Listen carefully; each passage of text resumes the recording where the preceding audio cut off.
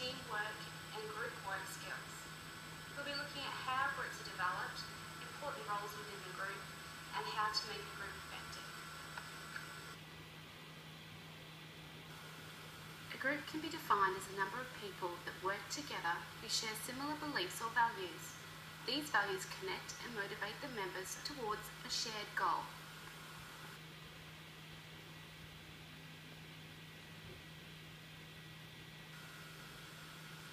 There are three structures of group formation. These are primary, secondary, and therapeutic. All three are developed for different functions and provide different interactions and ways of communicating.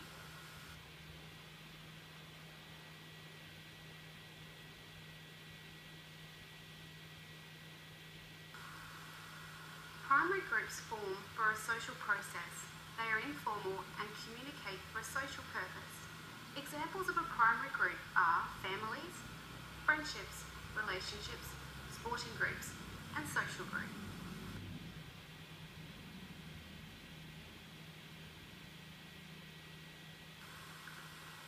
Secondary groups form for a specific reason and are temporary. The group has structure, rules, and an agreed outcome to achieve. An example of a secondary group formed within a professional environment is a nursing team.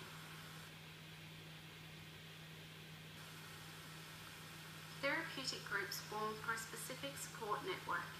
This group of people requires support and interaction between people undergoing the same emotional and psychological struggles.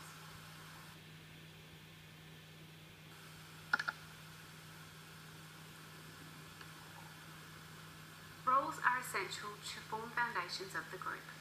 A role is a set of behaviours typical of people in certain social contexts. They describe what each member is expected to do, with every role relating back to the group focus. Group roles may be allocated by a facilitator and/or assigned through a group negotiator. However, as a group develops, members may assume roles that do not require verbal labelling.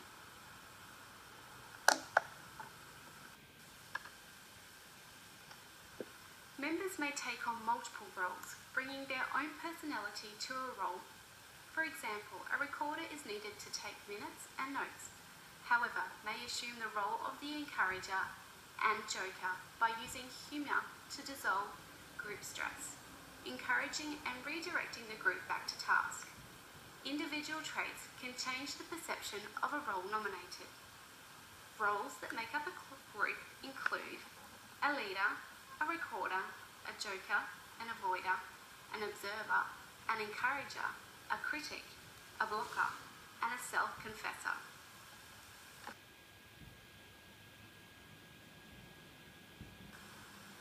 The life cycle of a group explains the stages that a group goes through from beginning to end.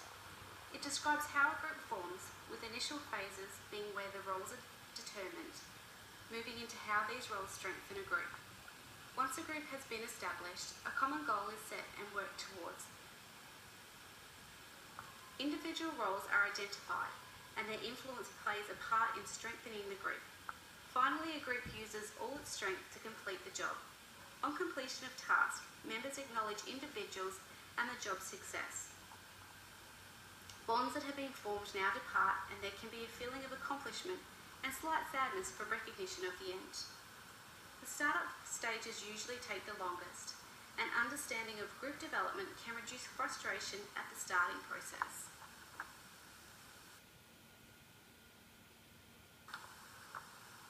The forming stage is where members are introduced and get to know each other. Little work is done in this stage. They learn how to operate as a group. People tend to be reserved and polite. Little conflict presents, and all members interact politely and with another to follow a leader's direction. This stage may be a time of nervousness, as people are unfamiliar with each other. Focus tends to be on individuals' own goals, until members are comfortable with each other. Moving out of this stage as comfort amongst each other is established.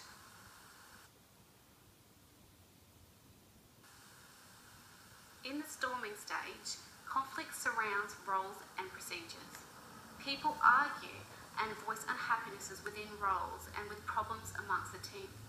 This arguing and confrontation allows for different views to be voiced, which may benefit the team and the direction. Eventually the stress is dispersed and often contributes to the group becoming stronger.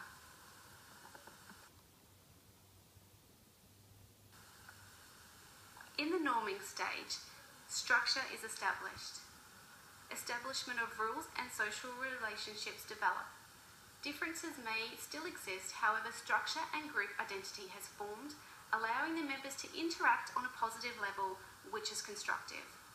Confidence in the group has grown to eliminate anxiety amongst people regarding the task.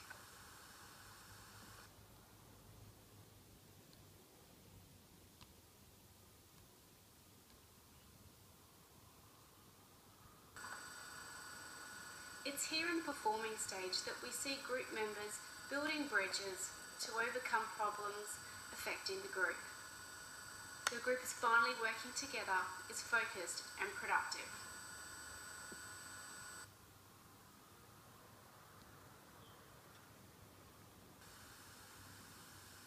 Understanding the dynamics of stages allows for appreciation of each.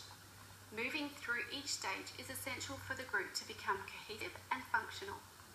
Awareness of each stage may result in more effective progression through each stage. Adjourning is the final stage of group formation. The group may end because the task is complete and/or has failed. It is at this time that reflection of group work should take place. Some groups that may be found in the healthcare system are nursing teams, multidisciplinary teams, and allied health.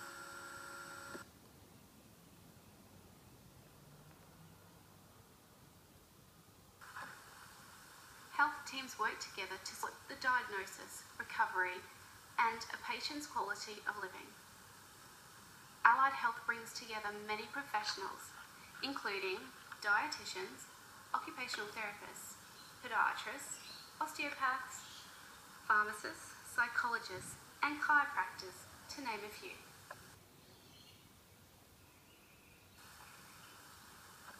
Multidisciplinary teams are a group of health professionals working together to deliver the best possible care for a patient. In hospital, we can see these teams working together with doctors, nurses, and allied health.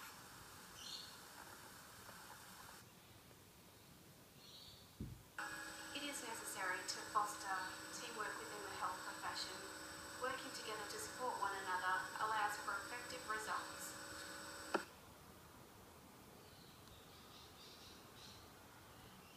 There are many contributing factors as to why a team may fail.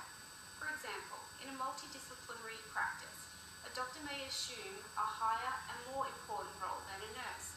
This can create conflict amongst the group, leaving nurses to feel unvalued.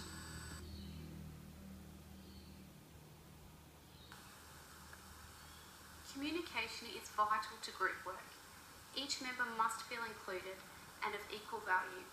Demonstrating effective listening skills develops trust and strength between members. Only when communication is clear can there be progress with work. Effective communication includes effectively listening, allowing others to speak, showing interest, responding with feedback verbally and in gestures, asking members to elaborate on what they've said, and relaying back their information to ensure you've understood them. Communicating effectively leads to team success. Success of a team can be developed by the following ground rules. This is done in a mission statement. Writing a mission statement, stating group rules and values, defining the purpose and goals of the group.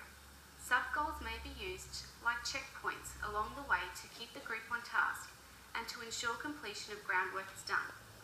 Goals promote motivation and direction. Goals should be moderately difficult but not impossible. Success of a group relies on group problem solving, listening to one another's views, trust and respect,